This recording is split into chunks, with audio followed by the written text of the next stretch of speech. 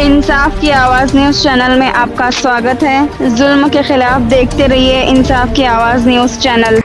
ये गौ रक्षा समिति के लोग धोखा देते हैं, और सरकार भी जो पॉलिसियां बना रही है, सरकार ने भी अपने गिरेबान में झांकना चाहिए। आज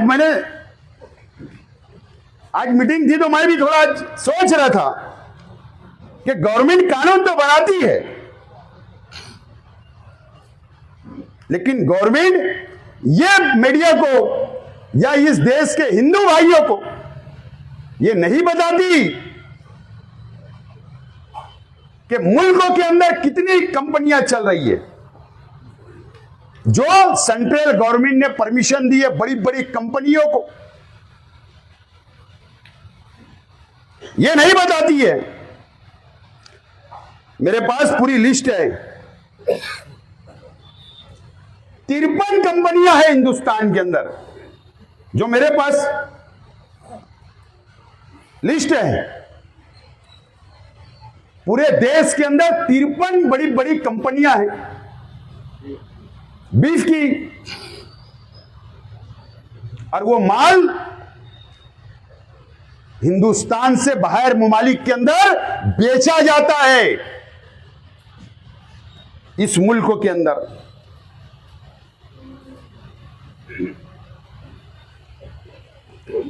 2023 में कितने का टर्नओवर हुआ? टर्नओवर हुआ है 2023 के अंदर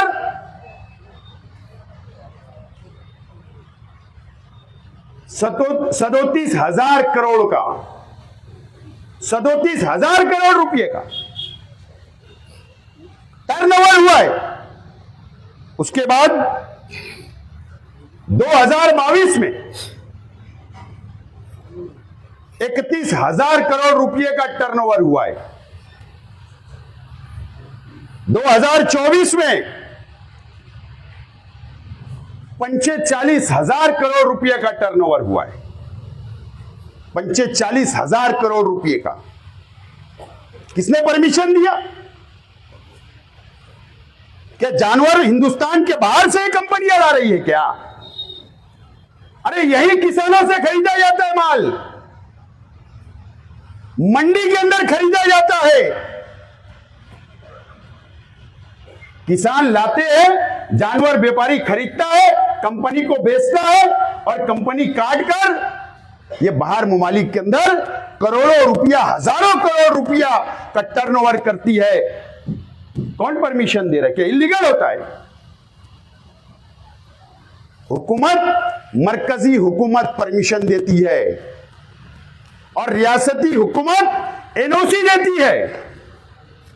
आज मालेगांव के अंदर 4-5 कंपनियां चल रही है, बाहर के लोग आ रहे, कंपनियां डाल रहे, करोड़ों रुपए का टर्नओवर कर रहे। किसने परमिशन दिया? रियासती हुकूमत और मरकजी हुकूमत। ना गौ रक्षा समिति के लोग वहां पर जाकर पूछते हैं, और ना पुलिस डिपार्टमेंट जाकर वहां पर सवाल करती है, लेकिन छोटे मोटे धंधा व्यापार करने वालों को रोक कर मारा जाता है और जुल्म किया जाता है। यह सरकार की पॉलिसी है, यह सरकार की पॉलिसी है। और सिर्फ ये कंपनियां मुसलमानों की नहीं है, तो आमतौर पर जहां बीफ की बात आएगी कि कंपनियां भी मुसलमानों की, ऐसा नहीं है। कम से कम 9 कंपनियां ऐसी है मुल्कों के अंदर जो हमारे हिंदू भाइयों की कंपनी है। मेरे पास जो अंदाजा आंकड़ा है, 9 कंपनी ऐसी है मुल्कों के अंदर जो हिंदू भाई उसके मालिक है, उनकी खुद की जाति कंपनी है, और वो भी गोश्त, बीफ को बाहर, देश के बाहर बेच रहे और करोड़ों रुपया इसी से कमा रहे हैं। 3 नाम मेरे पास है। अल कबीर नाम तो ऐसा है, अल कबीर, कि कोई बड़े मुसलमान की, कोई मौलवी की कंपनी होगी। इसका मालक भी हमारा हिंदू भाई है, इसका मालक भी हिंदू भाई है। अरोरा कंपनी है, उसका मालक भी हमारा हिंदू भाई है। और एक महाराष्ट्र फूड, ये कंपनी भी हमारे हिंदू भाई की है। और ऐसे बहुत सारी कंपनियां जो चल रही है, कहीं कहीं हमारे हिंदू भाई भी उसके अंदर पार्टनर है। तो ये सरकार तो परमिशन दे रही,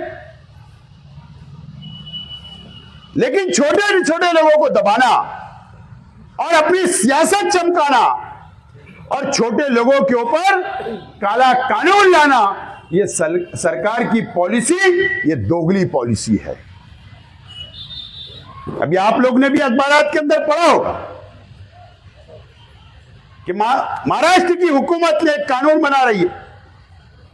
ये बात बिल्कुल सच है कि मैंने भी सोशल मीडिया के ऊपर देखा, ये बात सच है कि मैंने भी अखबारात के अंदर पढ़ा कि 15 दिन पहले कैबिनेट के अंदर या 8 दिन पहले कैबिनेट के अंदर यह फैसला हुआ कि अगर किसी के 2 से ज्यादा केस होंगे और अगर वो पकड़ा जाएगा अब इसके बाद, तो उसके ऊपर मोकोका लगाया जाएगा और उसकी चार्जशीट, जहां 90 दिन का कानून था उसको 180 दिन किया गया, यानी 6 महीना तक चार्जशीट नहीं जाएगी और उसकी जमानत नहीं होगी।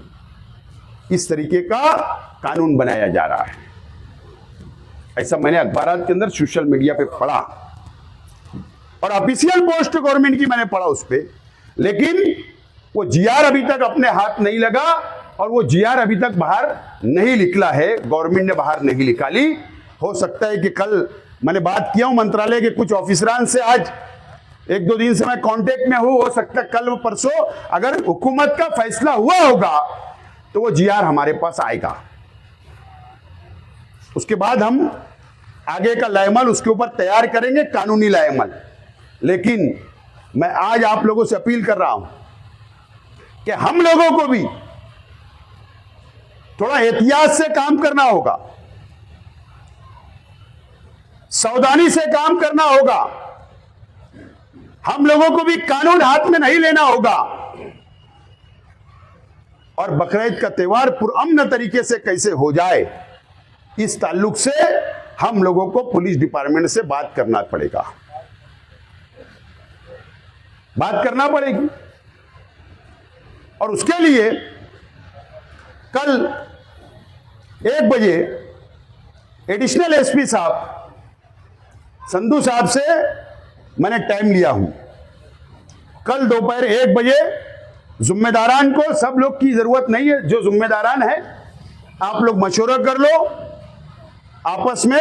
कल 1 बजे हमको वहां पर पहुंचना है, 12:30 पौने 1 बजे तक वहां आप लोग पहुंचो, मैं भी आऊंगा। हम बैठकर डिपार्टमेंट से बात करेंगे कि जो लोग कानून हाथ में ले रहे उनके ऊपर सख्त से सख्त कार्रवाई होना चाहिए।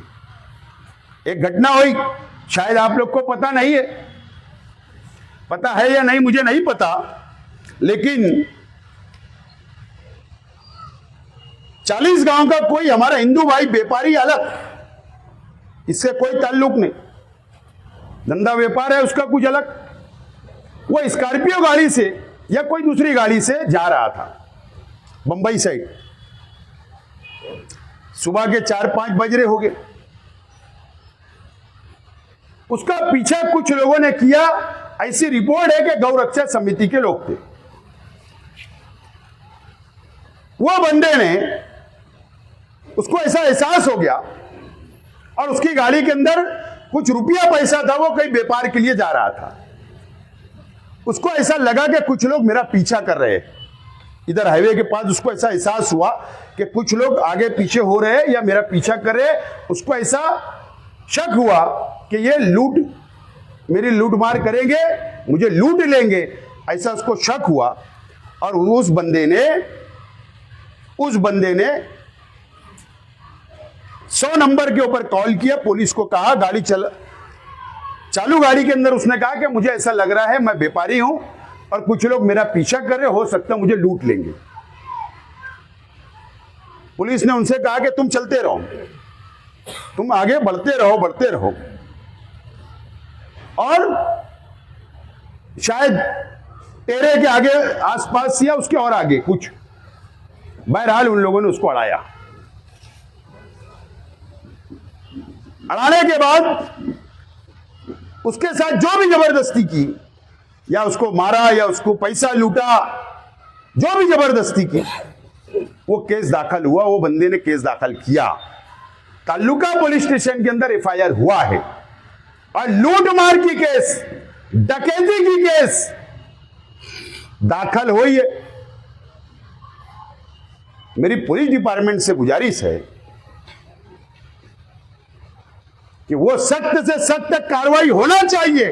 वो कौन लोग थे, वो शहर के सामने और हमारे ताल्लुके के सामने आना चाहिए कि वो लुटेरे कौन थे, वो डकैती करने वाले कौन थे, ये भी सामने आना चाहिए।